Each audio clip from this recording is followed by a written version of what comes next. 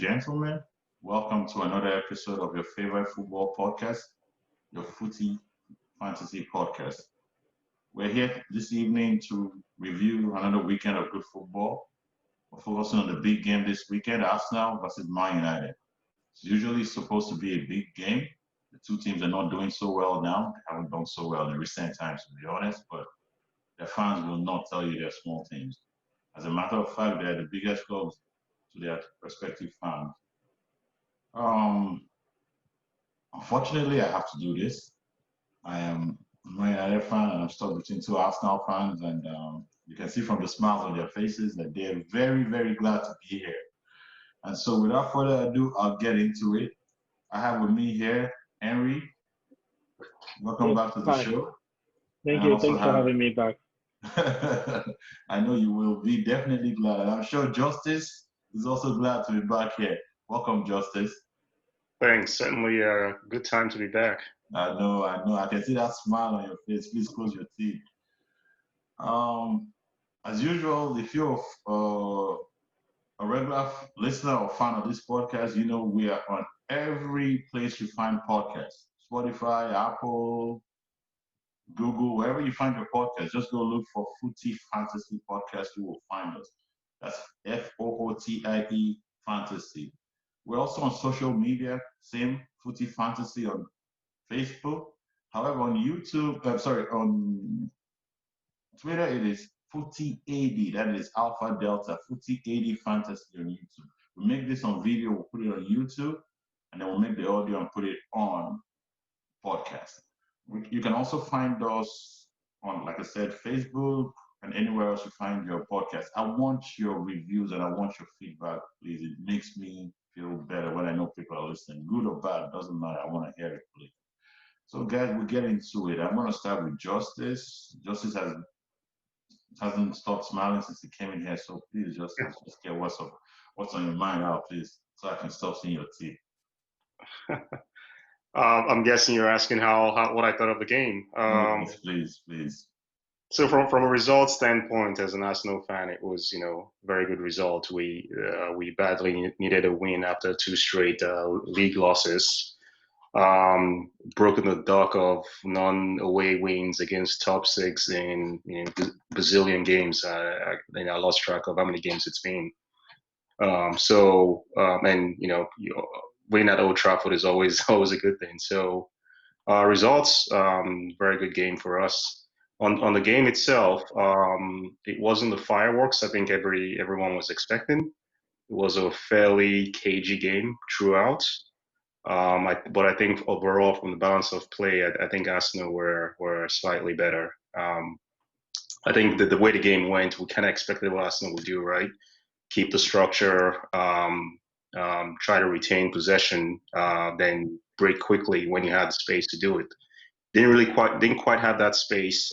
Expected Man U to also do the same. As soon as you win the ball, try to hit Rashford or Greenwood quickly and progress ball. They just didn't seem to do that. So it was an odd game from that perspective. But Arsenal possession tend to break down in the final third a few times.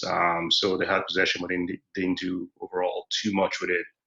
But I think overall they were the slightly better team, and I think deserved the result. So good game. All right, that's good to hear. Not much to argue with there. I'd probably say Henry would be of the same mind, but Henry, let's hear what you think, because I know you might have one or two different thoughts on that. No, I actually agree with him for the most part, but I guess the only place I would say is that I kind of felt, I guess the last couple of games, these two teams have had against each other has been like, really, really intense and, with a lot of goals, with a lot of like, in-game switches going on. We didn't really get maybe we got a little bit of that towards the end of the game, but I expected more from both sides from the game because I felt like, Arsenal lost last week, so they needed a performance this week. Manchester United won 5-0 in midweek, so I was expecting that they were going to pick up from where they left off. So going with that, I was underwhelmed. from an Arsenal perspective and an Arsenal fan perspective, I saw a lot of good things for us to be optimistic about. Performance of Partey, performance of our defense, because there's a point in time when I was like, yeah, it's just a matter of time. We're going to concede the goal, and it didn't happen. You know what I mean? And then, from a Manchester United point of view, I was, I just felt like something kept, was missing in attack, and that transition from midfield to attack, because I've seen Bruno for the past 3-4 games perform like miracles. Like there's some games where Man U look completely out of it, and Bruno comes up with like some magical touches or some magical pass, and within the space of 5 minutes, everything changes for Manchester United. So I was just waiting for that to happen, so it didn't happen, and Arsenal sort of like escaped. Arsenal had about, I think, compared to Man U, 20 tackles. Clearances too, Arsenal had about 25 compared to Man U's 12. So that tells you that midfield Arsenal put in work today. Shout out to El Neni, shout out to Partey. So overall, I think a lot of good things for Arsenal to, take to the next games, and Man U just has to go back to the drawing board. Maybe they just have to look for a way to fit in Van der Beek to start along with Bruno. I don't know how that will work, but maybe that might be what helps them going forward. Henry, just follow up on the point you made. I didn't really think about that. You said that you were expecting at some point to make a mistake and consider a goal. And when you look at the team that started today and look at the last few seasons, the biggest culprits for goals: Kolasinac, Mustafi, Xhaka, and David Luiz. All 4 players are not there today.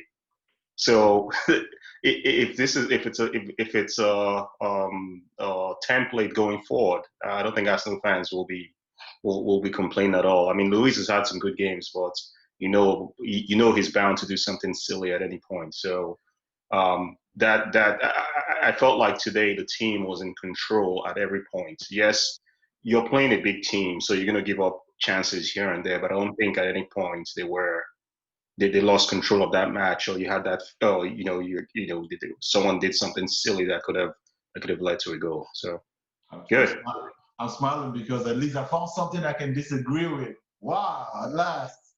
But on average, I agree with both of you. Yeah, Arsenal were the better team over the play. And they did it where it was most important. The midfield battle was very important in this game because of the way the teams were set up. And Arsenal won there. Like you were mentioning the tackles, the clearances, the blocks. I think what happened was Arsenal had to do that because United were in the middle. The whole midfield were 4 central midfielders. McTominay, Fred, Bruno, and Forward. They were not guys who were going to drift out wide. And so that meant that every time they had the ball, United had the ball, they had an extra player at midfield. So the Arsenal players had to work extra, and they had to put in tackles, and they were on point. They actually were very much on point in the center. But I will have to agree when you say Arsenal control the game in every point of the game. I have to disagree. I would say Arsenal controlled the game by pressing United. But they did not control the game by creating chances. They did not control the game in the final third. And why I find that out was the key to this game, which was weird, was the shift. There was that shift that where El Neni, not El Neni, Willian and Aubameyang shifted inside, narrowed the front three for Arsenal, forcing the United fullbacks to shift inside as well. So United now had 4 against 3 at the back, but Arsenal now had the ability to go out wide with Saka and Bellerin. And so they had so much time out wide. They had so much space.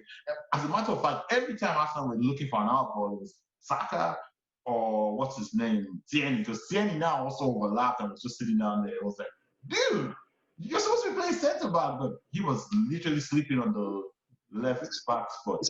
Actually, left wing back / left winger for point. And Bellerin was shifting back and forth, but he was running, a lot. He was controlling that line. It wasn't the case of him being a lot inside. Most of the time, it was outside.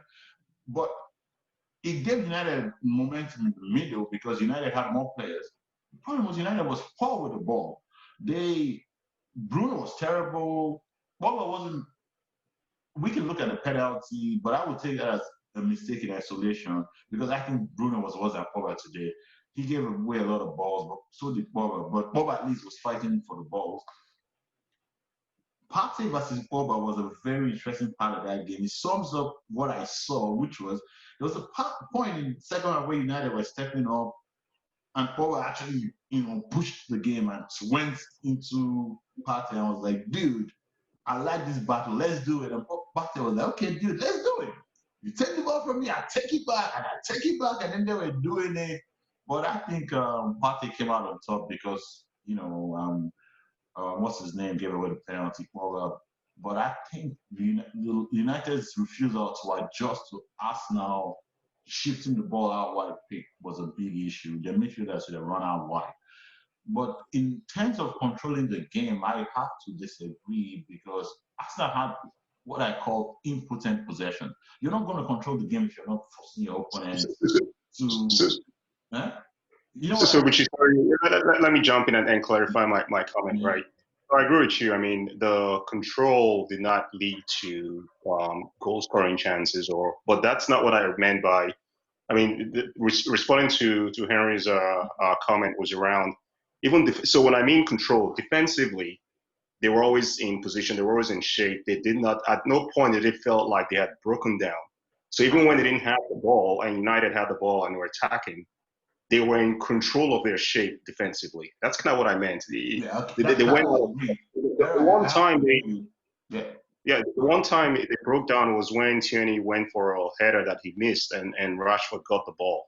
Beyond that, I don't think at any point they were out of shape. They looked like they were going to make mistakes. The Greenwood chance, they had.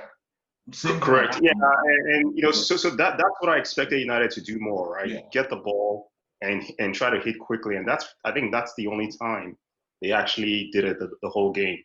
And in terms of midfield, I think what you saw really, you're right that United really had more numbers in midfield, but Arsenal were able to battle them with one less player because Partey and Elneny were physical, won the ball, and actually were able to progress the ball and basically counter the numbers United had.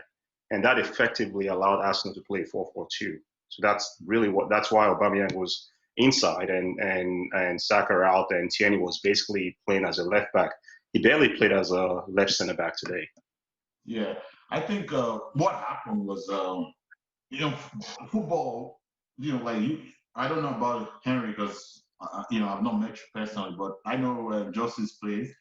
And momentum happens a lot. When you're playing, there's a time in the game you feel, oh, I'm taking care of this guy. I don't have to worry so much about him. I can push forward.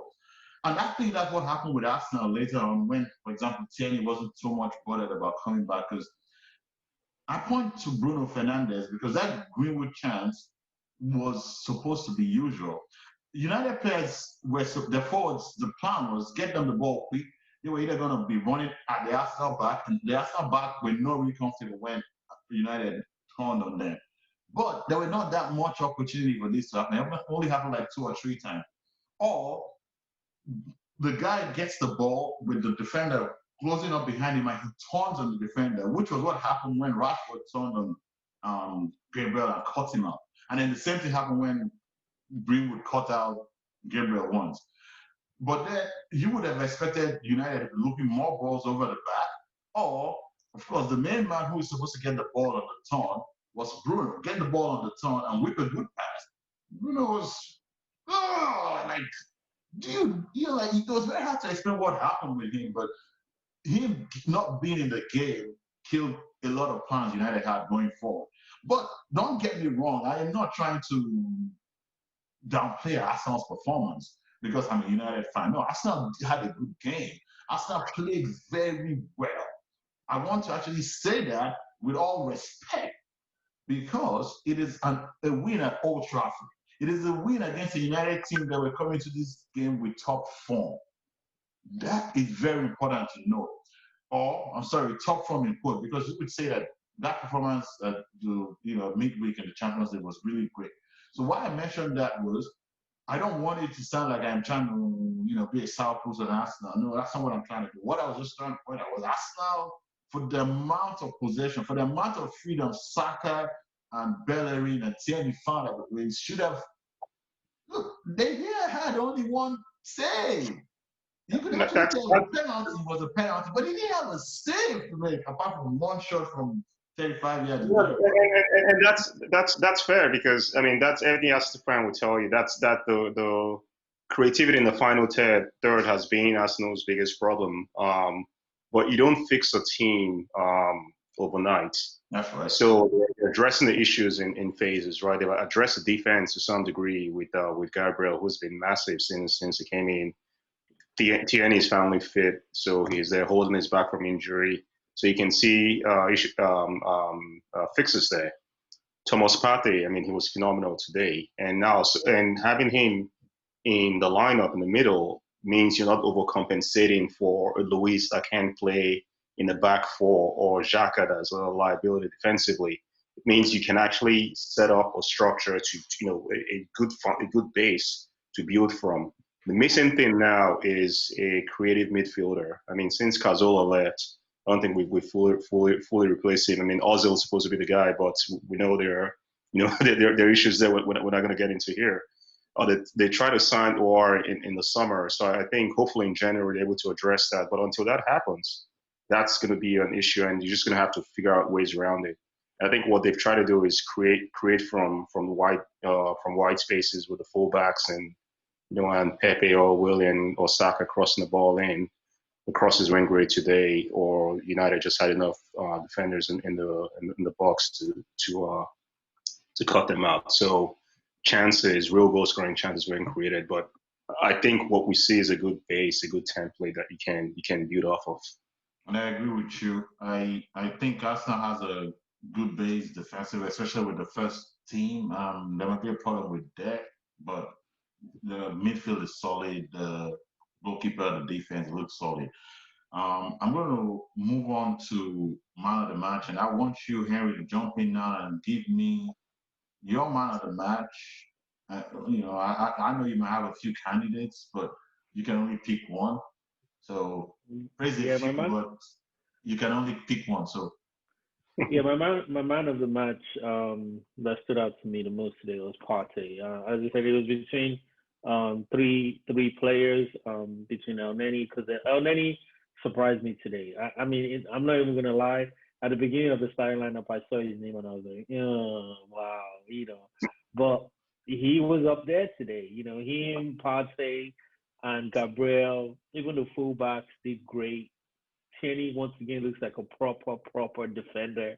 Like, I think when people are going to discover how good Tierney is, it's going to be too late. He's going to be like miles. He's going to make all those other like left backs look like ordinary, because of the way he goes about his business. But I think Partey was the one that did it for me today, all because he was able to sort of like dictate the pace of the game, but not in your traditional sense, right? He knew when to sort of go for tackles. He knew when to just position himself the right way to prevent a pass from coming to someone who could be in a more dangerous position. And he also, from that base, there were some passes that he dictated the attack. And as I said, for now, we're just discovering how to use him. Eventually, we're going to know how to use him effectively. I know it's not great to compare players, but with what I saw from him today, I saw something, from a Man U perspective, you can appreciate someone who has attributes like Nicky Butt, right? Where statistically you don't see his name pop up anywhere, but he's doing the damage in that midfield, right? And then you could also see a little bit of like a sprinkle of Vieira with the passes, with the passes over, trying to literally cut out the midfield and set it off to the attack right away. Like once he kept going. Yeah. He kept going. It was there. That pass was there. All game it was there. Yeah. He kept going there. He kept going there. And it's something we need now, right? So, as Justice said, we don't need to go to the Ozil.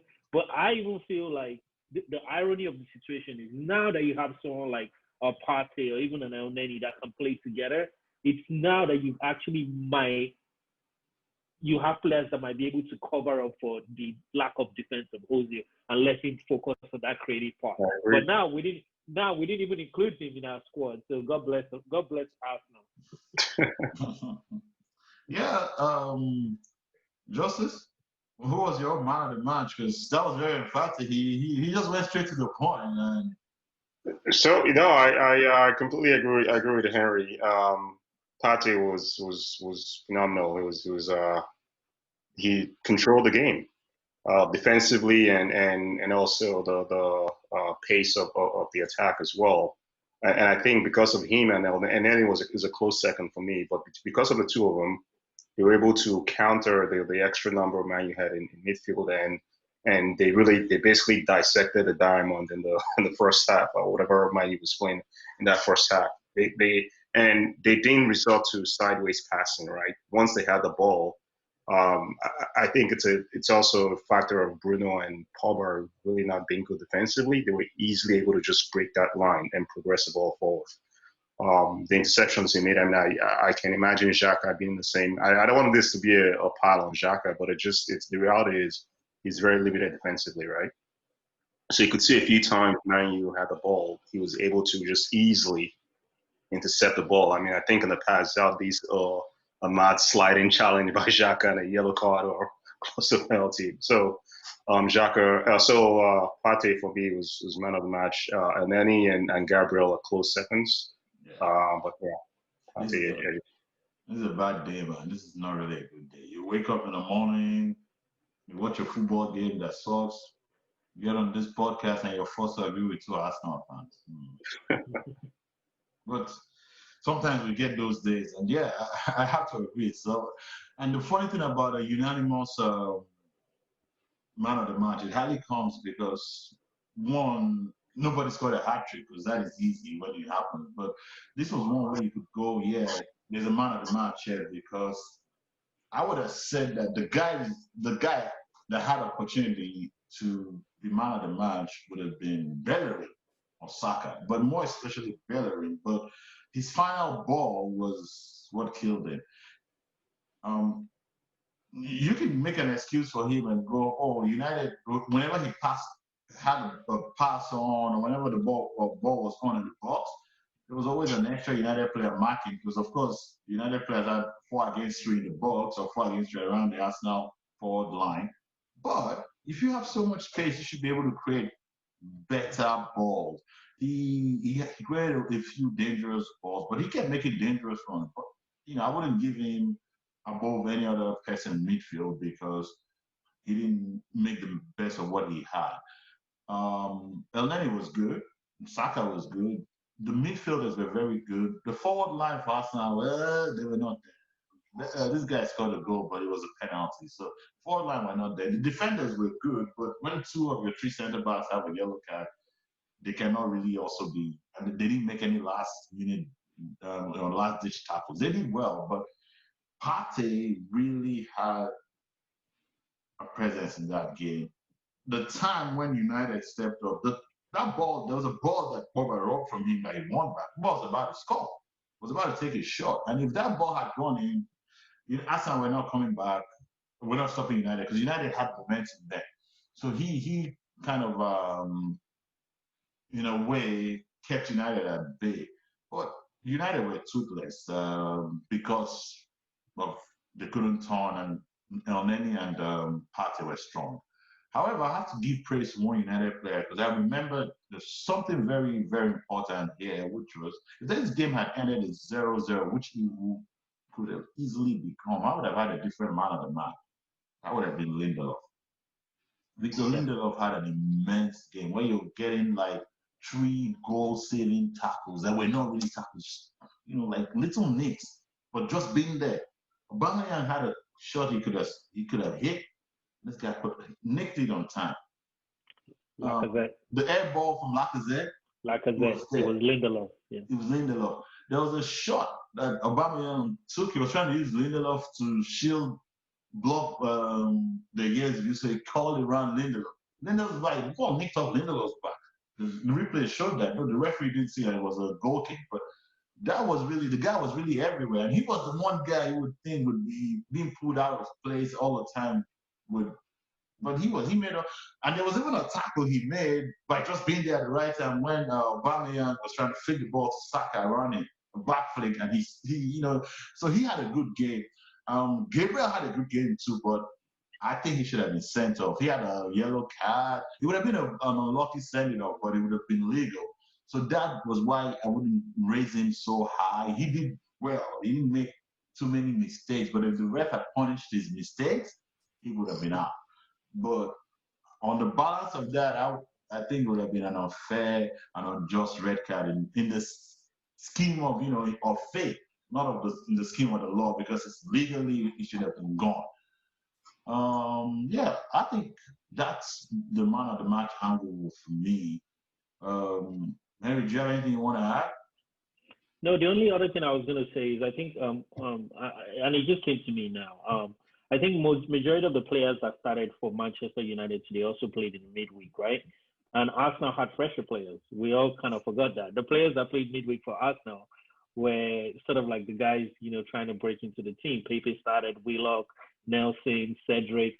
So Arsenal also had that going for him because typically one thing I've always accused Arsenal of lately is Arsenal have this weird habit of only playing one half of football. They wouldn't show up for the first half, and second half they think they're magicians.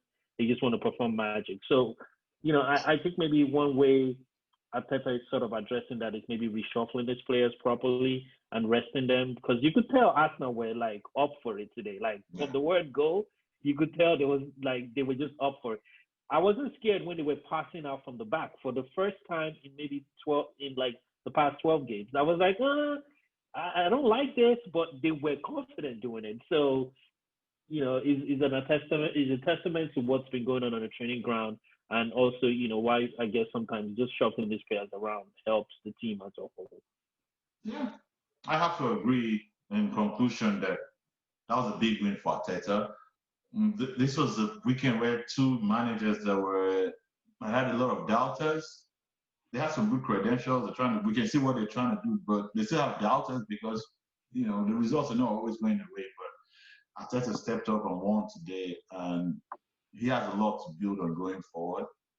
I would tell the Gunnar Solskjaer has to go back to the drawing board because his team, Arsenal were the ones that were just coming. But that's the thing about perspective. Arsenal were the one coming in here from a low, and now they're living on a high. United have fallen into that habit of getting on a high, and the low follows, and maybe another high is coming up. But I would say Arsenal were lucky in the sense of not considering a late goal, but they made their luck. They deserved it because they could have scored more. Willian hit the bar too. So when you balance all of that out, Arsenal made their luck. Arsenal deserved it. It's very sad to say this, but for the first time in 14 years, Arsenal leave Old Trafford with a win, deserved win. The other time, I would have said they were lucky. This was deserved. So we're going to move on to a question that should be fun. And this is, what is your awards of the week? We're looking for your donkey of the week or your hero of the week. So we're looking for just anyone. You could give us one of each, or you could give us both, whichever one you feel is. So it's your donkey or kudos for the week. We're starting from Sunday, and I'm gonna go first. Mine is very, very funny because I was laughing watching this. I was watching football this morning, and Newcastle won a penalty. Callum Wilson won that penalty, and he stood up to take it. And Yerry Mina, wanted to be still. He went and bent over and was whispering some things, some choice words that I can guess what they were, but I cannot repeat them on this show. And he probably told the guy a lot of things and riled my guy up. My guy does what I think was really ballsy because most people would have just ignored him. But Wilson picks up the ball, walks up to this guy, and rips him with the ball in his. And of course, Mina tried to make the most of it, and the ref gets involved and gives the two of them a yellow card. Deservedly, but they both deserve to be booked. But the funny thing that followed was the penalty went in, and of course, Wilson shushed Mina, but that was not the end of it. 5 minutes to go, 10 minutes to go. I can't remember the time of the goal, but that goal was late, if I'm right. Fraser teed up Mina one-on-one and bust past him like he wasn't there. And clipped the ball over to what's his name, Wilson. And Wilson tapped it in. And it was like, oh dude, like you can imagine if these guys are on some special or social media connections. I'm sure the fun ones will come out and read. Like we know what I'm saying. People like Bruno Fernandez and Code Elegant on social media, Bellerin, they will get on and read Mina tomorrow if that was one of them. But I'm sure Wilson is loving this weekend. He's loving thinking of Mina today. And so Mina is my donkey of the day or the donkey of the week. So Justice, I'll go with you. Who's your donkey of the week? That's a good choice.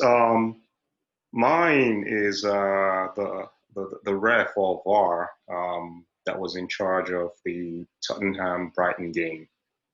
Two terrible calls for the first two goals. I mean, first of all, the Kane penalty.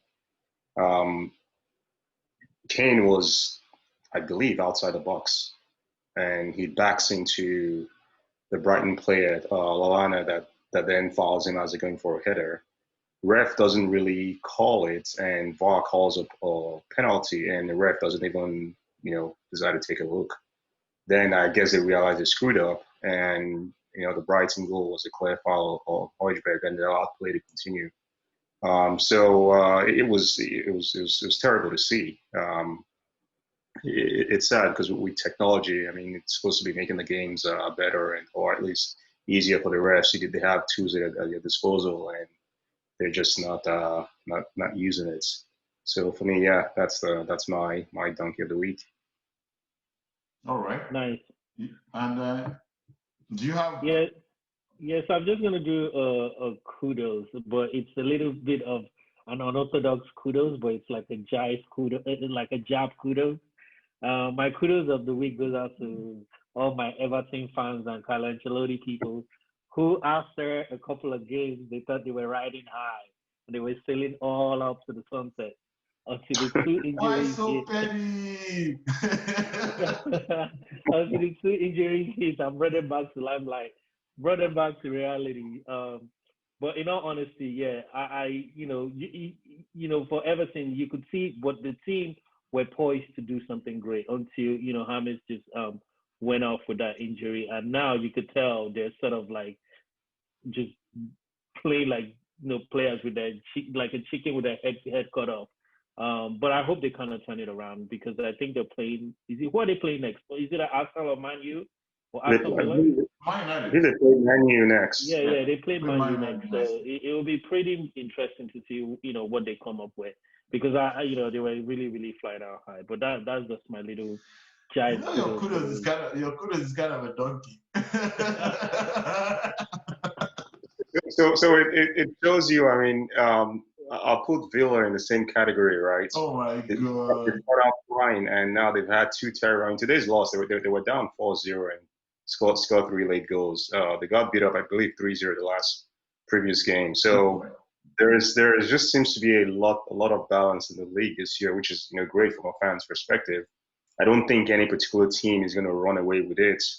Liverpool will have a chance when Thiago comes back. And, well, they don't have Van Dijk, so I think their defense will not give them that safety blanket that they've always had. So they will concede goals. And it just shows you the depth of the league this year. My kudos would have been Rashford if he scored today, following his midweek hat trick and all of the off the field initiatives he's doing around child hunger. The 20 minutes cameo hat trick in Champions League was brilliant. It was great to see. I really expected him to come in today and destroy Arsenal's line, but it didn't happen. So given he would have completed for me, so I wouldn't give it to him. I will give it to Mendy, Chelsea's goalie. 4 of the 5 games he's played in, they've kept clean sheets. I mean, it's night and day compared to Kepa when Kepa was in goal. So we'll see if it's temporary or permanent form for him. But at least on a week-to-week basis, he looks like the missing piece for them. And that's why Lampard can gamble and play 5 attacking players against Burnley because he has a decent goalie at the back. All right. So before we round up, Harry, do you have anything to add? No, once again, thank you guys for always, reaching out. It's always great doing this. And I just hope going forward, Arsenal can, continue to build up in the right way. It looks like Arteta, I hope it's not, a traditional 2 steps forward, 1 step back. I just hope we can start piecing good results together. As I said at the beginning, at the end of last year when we did a review, that was the first time I came on the show. I did mention that Arsenal needed to learn how to win ugly games, meaning they don't really play great, or they don't really, even if they play great, they don't have a lot of chances, but they shall find out somehow, some way to get the 3 points. So it's games like this I was referring to, where, you just meet this opposition where, it's not like you don't have the firepower, but nothing is firing, but you find a way to get 3 points or at least 1 point at the very least. So I see that as a way of Arsenal turning around the corner because, as I said, winning at Old Trafford, regardless of what anybody says, is still a big deal. Even for a team like Arsenal, it's still a big deal. And other than that, thank you guys for always having me. And I'm just encouraging everybody who can go out to vote this week. Please make sure you go out and vote, regardless who you're voting for. Thank you. Unfortunately, I think by the time the podcast will be out, by the time we finish editing and releasing it, we'll be talking about the results. Okay. Yeah, but I would say we thank you. It's we need to say thank you. It's always, we like to do this. This is something we do regularly, but you guys are making it for us. We are the boss, and I would have to commend all our guests, Justice, Henry, the guys that have come on this show. You've been quality. I love doing this because I learned a lot from you guys. The things I didn't see in the game that you guys point out, the things, we talk about football in general, and then other things in life in general. It's always fun, and this is always good. I would like to round up by saying that this might be one of the most fun Premier League seasons of all time. We're looking at a situation where United, for example, if they don't pick up soon, they might be having a Mourinho Chelsea kind of season where they're a good team, but they might end up being in the lower half of the table, not because they don't pick up form, but they might pick up form too late. And there are so many teams in the league that will take points off each other. So I think we might not even have a clue who'll be in the top 4 until after December because there's no team in top form. There's no team you can really say is really good. Even Liverpool have holes, Chelsea have holes, Aston have holes, Spurs have holes. Yeah, Spurs are in form, but we're looking at them and saying, yeah, right. So you know what I'm saying? So, someone's going to get you soon. That's what I think. But so let's look forward to a very interesting season. I believe by the time United meet Arsenal again, I will be glad to host it because I think we might win that one. I will maybe get you boys back again and we can do it again. But, we'll see about that. Yeah, so it's a pleasure to have you guys. Justice, Harry. Before we log off, I'd like to put a plug in for the show again. Follow us on Twitter at Footy80Fantasy. But on YouTube, Facebook, and anywhere else you find your podcast, you find us as Footy Fantasy. That's FOOTIE Fantasy. So wait, give it a few minutes. A few moments. Our segment on FPL: Who's Hot, Who's Not, which of course we all know it's Kane. If you're not buying Kane or Son at this moment in your FPL team, you're not playing it right. So I will bring that on. But for me and the rest of my guests, Justice and Henry, we're out. Thank you, guys. Have a wonderful week. Bye. Thanks for having us. Thanks. Bye.